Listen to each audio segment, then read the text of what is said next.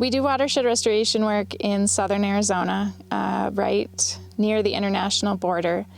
And this is a landscape that is incredibly ecologically diverse. It's called the Madrean Archipelago. That's the kind of region we're in. And it's called that because essentially you have these small mountain ranges that are separated by these really large expanses of valley. And having these different elevations gives you really diverse ecology. A lot of the issues we're facing in terms of environmental degradation are very particular to arid landscapes. Accelerated erosion is something that's very particular to arid landscapes, and that's a big thing that we're trying to combat here. And then, of course, water. Since we're in an arid landscape, water is a very limiting factor in terms of ecological growth and how an ecological function, as well as human systems and community function and all of that. Water availability and taking advantage of the water resources we have is really key in this area. So we use watershed restoration to repair human-caused damage and disturbance to the landscapes around us. And one really big impact of the disturbances that we cause to our landscapes is that we really alter how water moves across them. And we do this primarily through land use change. So land use change is just taking a landscape and then modifying it heavily. As humans, we tend to do that. So some examples of land use change are development, so constructing houses, homes, communities, roads, agriculture, ranching, mining. All of those are really drastic changes to the landscape that really impacts the flow of resources across the landscape and the function of the landscape.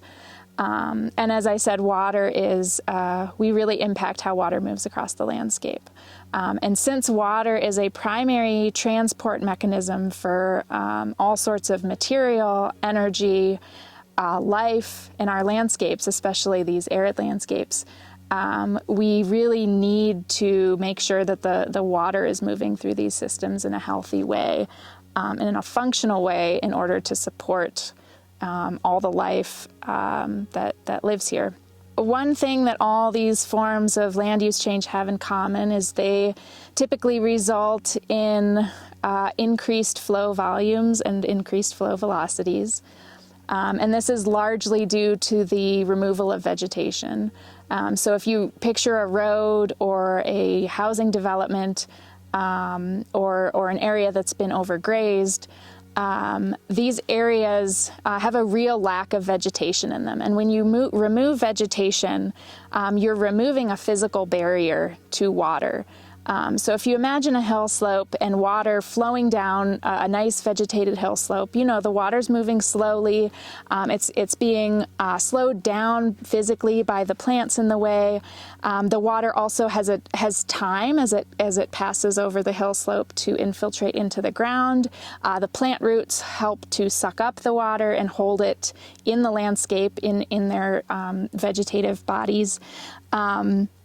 And then if you remove that vegetation, all of a sudden you have this water flowing down a hill slope that it goes very quickly, it gains speed, it gains momentum. It's not on the ground long enough to infiltrate into the ground. Plant roots are not helping to suck up the water and hold it in the landscape. So you have water that's moving very quickly. It's moving, it has higher volumes because it's not getting into the ground. And you also have soils that are very destabilized due to the removal of vegetation and the lack of vegetation, because vegetation is really what holds our landscapes together. So when you have all these things combined, when you have these flows that are now at high velocity, high volume, and then you have them moving across soils that are highly erodible and less stable, you get really accelerated erosion, which is something that you see kind of throughout the world in arid landscapes. where humans have created, some pretty drastic alterations to the landscape. So accelerated erosion is a really big issue here, and erosion is not something on its own that's problematic. It's a very natural, important landscape forming process. It's a very important process for transporting material around the globe. So erosion itself is not the problem. The problem is that we have really accelerated erosion, which is essentially, the removal of parts of our landscapes and further destabilization of our landscapes. So when we think about restoring how water moves across our landscapes, we're thinking about how do we slow it down?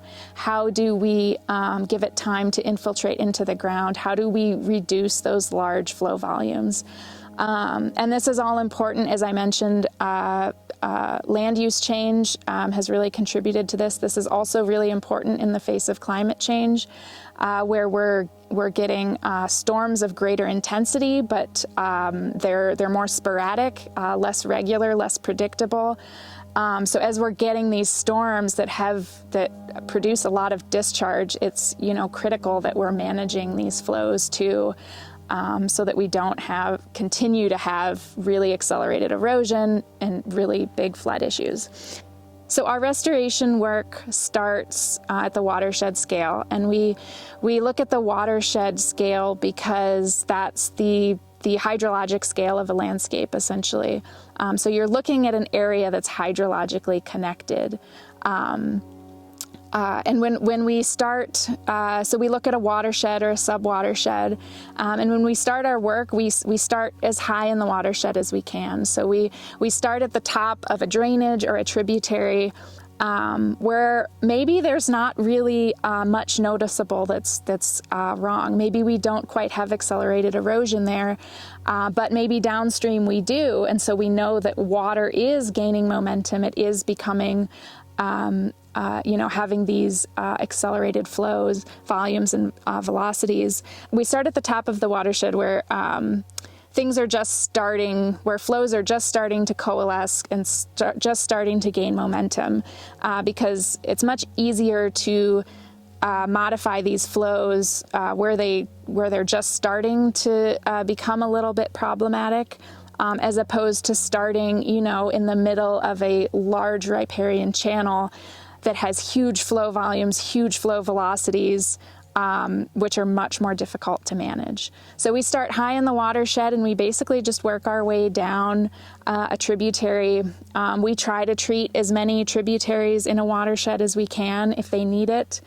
And the structures we build, they're very low tech. They're pretty insubstantial on their own. One rock dam is not going to have a huge impact on a landscape, but when you start to build these structures, numerous structures all across, in series down many drainages, all of a sudden you start to see really profound effects. So they're really structures that work most powerfully when they're combined together. When we're doing restoration, we are not thinking so much about replicating a specific state or a specific time. Restoration's a little bit of a funny word and maybe a little misleading sometimes, but really what we're after is restoring function to the landscape. And as I said, that really starts with restoring hydrologic function. And we're always aware that we're, working in a very different context than the context that was here even 100 or 200 years ago. So we're not ever trying to go back or trying to replicate the past. We're just trying our best to work within the context we have so that the landscape is functioning as well as it can for wildlife, for people, and so that it's, sustainable, so that we don't have continued erosion, continued accelerated erosion, and continuing removal of our soils, of our plant communities, and all of that.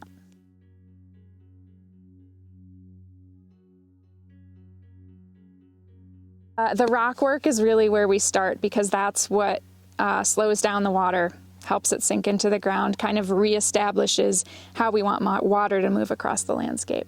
But ultimately what we really want is we want the vegetation to come back, and we hope that, you know, in many of the areas we work, we really hope that someday the work we've done will disappear into the landscape. It will be covered up by vegetation, by sediment, that sort of thing.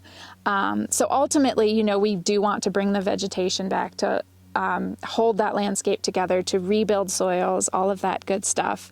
So the rocks are kind of we do the rock work as sort of a way to lay the stage for the plants to come in, and to make sure that the plants aren't just going to get ripped out. Because if we didn't do the rock work and we just tried to start with revegetation, that's really tricky to do, because, you know, as I said, you have these accelerated flow volumes and velocities that, you know, make it hard for plants to establish.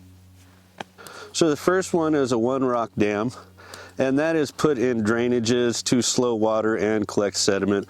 Another one is a log rock structure, which is very similar to a one rock dam. It serves the same purpose, but you're using wood and stone. Another one is a media luna, and that is for sheet flow. So you can have them horns up or horns down, depending on where you want them. Which other ones do we do? This is a ZUNI bowl. We do these a lot.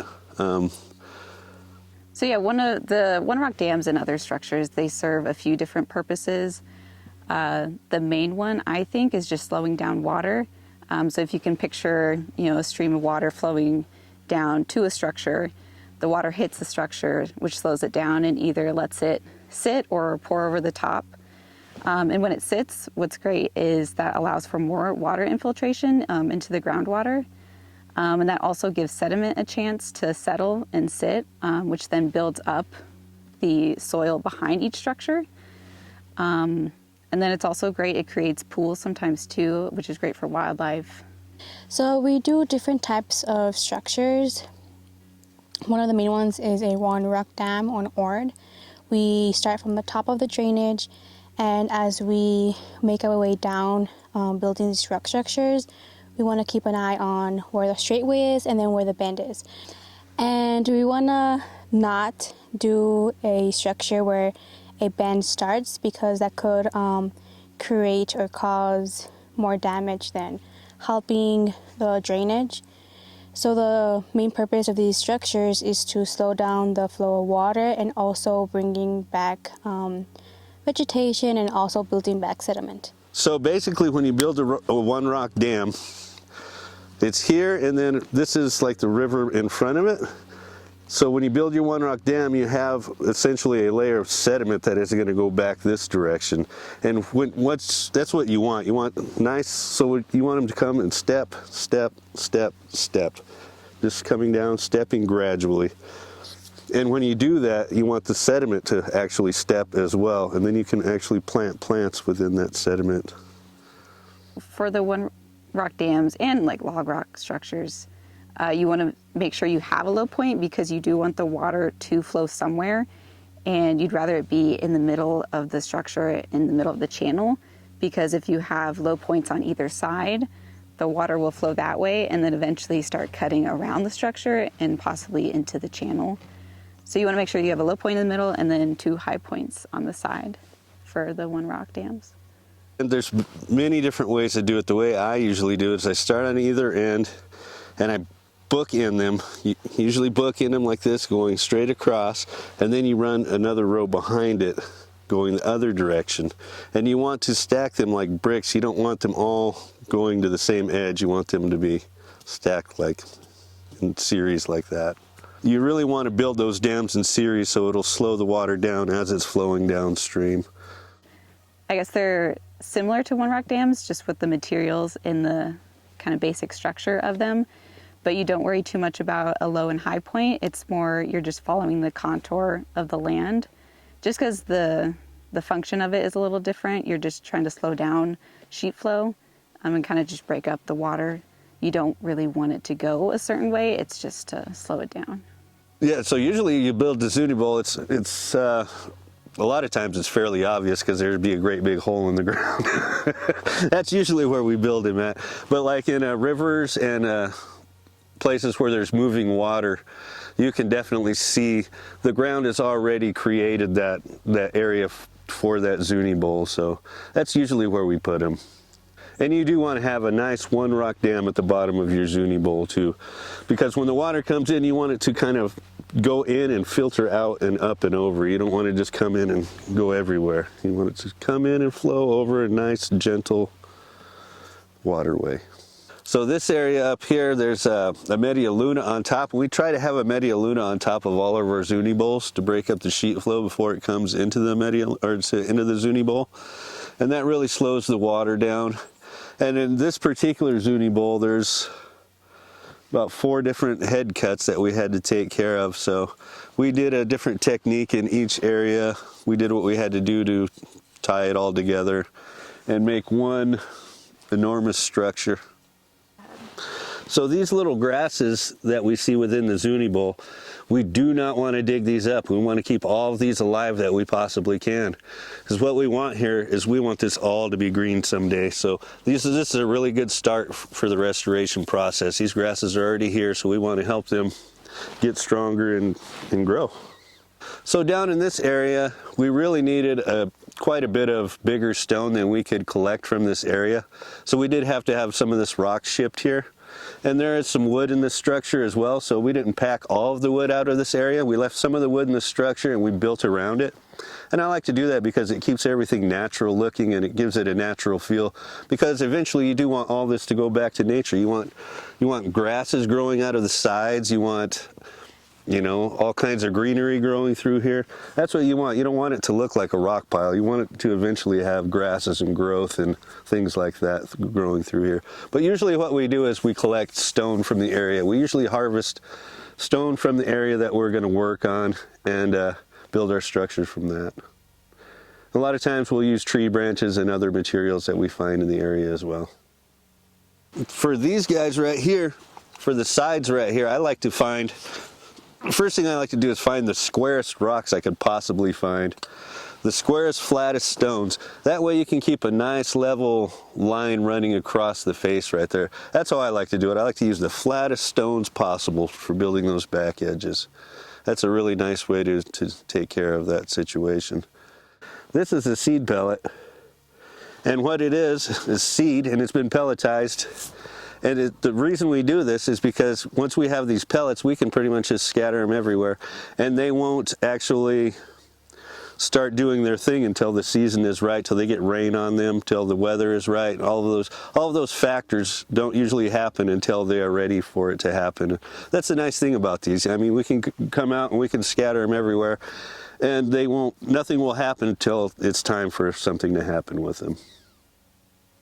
Yeah, so one of the, I guess, ways that we could kind of measure our success is we come back each year and see how much sediment has filled in behind each structure. I mean, usually that only takes like one monsoon season, like 1 year to see. And when they do fill in, we can go back and do a second generation of structures. So the first one, it's filled to the top with sediment, and then we just build right behind it and right on top of it to further increase the soil in the channel and hopefully, you know, raised any incised channels. And further just help water flow and infiltration. I think like one of my favorite parts about working and doing this type of work is always going back the following year and seeing what the structures have done, whether if it's positive or negative. Of course, it's always amazing to see the positive upsides of everything, how the sediment is building up, how vegetation is coming back, seeing wildlife activity in these structures. And then a negative could be like, oh, one of the structures got blown out, but we can always go back and redo the structure and make it more strong.